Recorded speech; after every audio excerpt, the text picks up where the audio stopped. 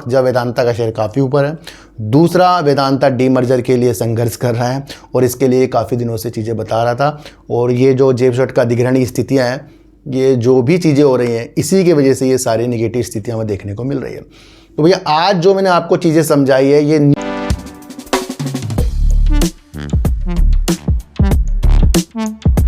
वेदांता की डीमर्जर या फिर जेपी सेट के अंदर की हिस्सेदारी वाली न्यूज़ जो है, उससे क्या निगेटिव असर एक शॉर्ट सेलर को दिख रहा है ना, तो उस पर भी बात करेंगे। पर उससे पहले देखते हैं कि एक ब्लॉक के लिए जहां इसका नवीकरण करना था, इसको ब्लॉक के लिए वेदांता को, उसकी अनुमति नहीं मिली और ओएनजीसी ने इसे वापस ले लिया है। तो ये तो एक निगेटिव न्यूज़ होगी ना, जिसके ऊपर गैस के ऊपर जो वर्क या तेल के ऊपर जो वर्क वेदांता कर रहा था, अब वो उसके हाथों से चली गई। तो ये क्या हो गया, ये निगेटिव न्यूज़ हो गई है। क्या चीज़ है, ओएनजीसी ने वेदांता द्वारा संचालित तेल ब्लॉकों का नियंत्रण अपने हाथ में लिया। CBOS/2 क्षेत्र अंतरिम नियंत्रण में मामला दिल्ली उच्च न्यायालय में स्थानांतरित है। सरकार ने सरकारी कंपनी तेल एवं प्राकृतिक गैस निगम यानी कि ओएनजीसी को वेदांता से एक तेल एवं गैस ब्लॉक का अंतरिम परिचालन नियंत्रण लेने का निर्देश दिया है। कंपनी के अनुबंधों को नवीनीकृत करने की अनुरोध को सरकार ने अस्वीकार कर दिया है। यानी कि वेदांता इसको नवीनीकरण करने जा रही थी पर इसको अस्वीकार कर दिया है। तो ये वेदांता के लिए झटका हो गया है। तो वो स्थितियों को देख के चलें आप। दूसरा, अगर हम स्थितियों को और समझे तो वेदांता जो भारत के कच्चे तेल का लगभग 5वां हिस्सा उत्पादित करती है, तो वेदांता एक अच्छा योगदान जो देश की अर्थव्यवस्था में भी निभाता है, यानी 5वां हिस्सा इसका कच्चे तेल के ऊपर है, ने इस निर्णय को दिल्ली उच्च न्यायालय में चुनौती भी दे दी है। तो आप ये भी समझ कर चलें कि भाई नवीनीकरण करने के लिए इसने न्यायालय में चुनौती भी दे दी है उच्च न्यायालय में। सोमवार को न्यायमूर्ति सचिन दत्ता ने इस मामले की सुनवाई से खुद को अलग कर लिया है, जिसे अब मंगलवार को एक अन्य पीठ के समक्ष सूचीबद्ध किया जाएगा। ईटी की रिपोर्ट के अनुसार ये पहला मामला है जब सरकार ने किसी तेल क्षेत्र संचालक के अनुबंध के नवीनीकरण से इनकार किया है ना। तो और स्थिति अगर हम समझें तो ओएनजीसी ने नियामक फाइलिंग में कहा कि यह कदम सार्वजनिक हित में पेट्रोलियम परिचालन की निरंतर बनाए रखने के लिए सरकार द्वारा उठाया गया एक पूर्णतया अंतरिम उपाय है। ये आप समझकर चल सकते हैं। दूसरी स्थिति को अगर हम देखें तो ईटी के अनुसार इसमें कहा गया है कि इस कदम का उद्देश्य पेट्रोलियम भंडार को तब तक सुरक्षित रखना है जब तक कि ब्लॉक किसी अन्य पक्ष को नहीं दिया जाता। वेदांता, जिसने 40% हिस्सेदारी के साथ इस ब्लॉक का संचालन किया, ने कहा कि इस क्षेत्र ने उसकी कुल आय में 0.3% से भी कम का योगदान दिया है। इस ब्लॉक में ओएनजीसी का 50% तथा टाटा पेट्रोडाइन की 10% की हिस्सेदारी, जिसमें लक्ष्मी और गौरी क्षेत्र भी शामिल है। तो ये आप समझकर चल सकते हैं, जहां पर वेदांता को एक झटका लगा, लेकिन वो उच्च न्यायालय दिल्ली की तरफ भी उसने रुख मोड़ा है इसको वापस लेने के लिए, नवीनीकरण करने के लिए। तो ये स्थिति आप समझ के चल सकते हैं। अब उस न्यूज़ का बात करेंगे जहां शॉर्ट सेलर को कुछ निगेटिव दिखा। इससे पहले मैंने आपको बताया ना कि भैया भारत के विश्लेषक ने भी ये कदम को अलग तरीके से निगेटिव ही हमें दर्शाया है, जो वेदांता ने जेपी सेट का अधिग्रहण करने के लिए बोलियाँ लगाई हैं। तो सर बोलियाँ वेदांता ने लगाई, वेदांता इसमें जीत भी गया है। और मैं आपको फिर बता रहा हूं कि अगर कोई भी व्यक्ति अपने द्वारा किसी कार्य को करने के लिए कुछ कर रहा है तो उसने उसकी साठ गांठ तो बनाई होगी ना, भैया मुझे क्या क्या चीज़ें करनी है, क्या स्थितियों के साथ करनी है। ये विश्लेषक अपने द्वारा स्थितियों के साथ बोल रहे हैं, पर इसके ऊपर अभी तक वेदांता की कोई प्रतिक्रिया नहीं आई कि भैया वो बताए कि हमारे पास सब कुछ सही है, ये है, क्या है, वो है। तो हमें ये भी चीज़ें सुननी चाहिए वेदांता से, क्योंकि ये इतनी सारी चीज़ें उत्पन्न हो रही है हमारे सामने।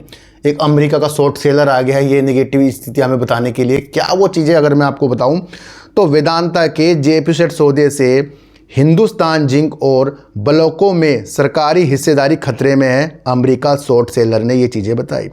अमेरिका स्थित शॉर्ट सेलर रिसर्च के अनुसार दिवालिया जयप्रकाश लिमिटेड यानी जेपी सेट के अधिग्रहण का वेदांता के प्रस्ताव भारत सरकार के लिए वित्तीय जोखिम पैदा करता है। ये अब एक दूसरा व्यक्ति बता रहा है जो अमेरिका में बैठे शॉर्ट सेलर की स्थितियां बता रहा है हमें। यहाँ से नाजुक स्थितियां जो है वेदांता की इस स्टेटमेंट से हो रही है, जिसके पास वेदांता का स्वामित्व वाली हिंदुस्तान जिंक यानी SZL और भारत एल्युमिनियम कंपनी बालाको में हिस्सेदारी है। ये आप समझकर चलना। वायरस ने 19 सितंबर को निवेश और सार्वजनिक संपत्ति प्रबंधन निगम डीपम को लिखे पत्र में कहा कि जेपी सेट का अधिग्रहण वेदांता के लिए एक अव्यवहार्य सौदा होगा। वायसराय ने अनुमान लगाया है कि जेपशट 5 वर्षों में करीब 18,600 करोड़ रुपए से अधिक की मुक्ति नकदी प्रवाह की कमी पैदा करेगी। तो ये वो स्थिति पैदा हो रही है कि एक ये गलत कदम हो गया वेदांता के लिए, जो इस न्यूज़ के अनुसार हमें देखने को मिल रहा है, जिससे भारत में सूचीबद्ध वेदांता अपनी सबसे अधिक लाभदायक इकाइयों से पैसा निकालने पर निर्भर हो जाएगी। ये और एक नेगेटिव पॉइंट जुड़ गया। वेदांता के प्रवक्ता ने टिप्पणी करने से इनकार कर दिया है।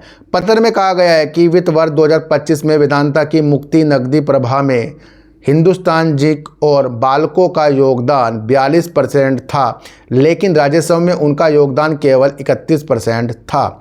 वायरस ने आरोप लगाया कि वेदांता की मूल कंपनी वेदांता रिसोर्स को सहारा देने के लिए दोनों कंपनियों को ऋण आधारित लाभांश पर धकेला जा रहा है।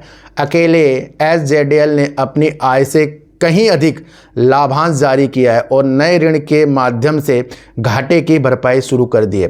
वायसराय ने बताया कि वेदांता पर अलग से वैधानिक बकाया कर और पर्यावरण देनदारियों के रूप में 4,839 करोड़ रुपए बकाया है, जिससे सरकारी खजाने को और अधिक खतरा है। उन्होंने कहा कि वेदांता के विभाजन की योजना के बाद एसजेडीएल और बाल्को से ली जाने वाली ब्रांड फीस से नकदी की निकासी और बढ़ेगी।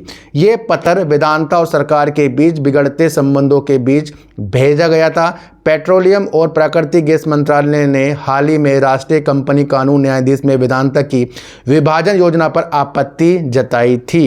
यानी जो डीमर्जर की स्थिति थी वहाँ पर भी स्थितियाँ नाजुक है। और पिछले हफ्ते सरकार ने कंपनी को अपने कंबे बेसिन तेल और गैस ब्लॉक का विस्तार देने से इनकार कर दिया और ये संपत्ति ओएनजीसी को सौंप दी, जैसा मैंने आपको बताया था। तो ये भी इस न्यूज़ के अंदर लिखा गया है।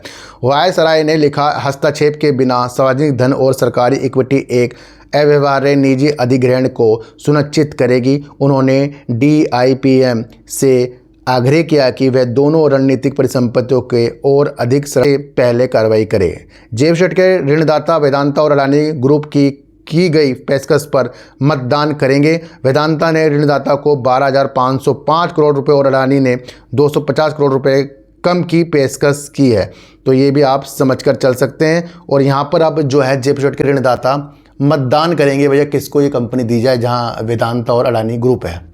तो पैंच जो है भैया ये शॉर्ट सेलर और विश्लेषक करने वाले जो स्थितियों के साथ हमें बता रहे हैं कि ये वेदांता का एक गलत कदम है।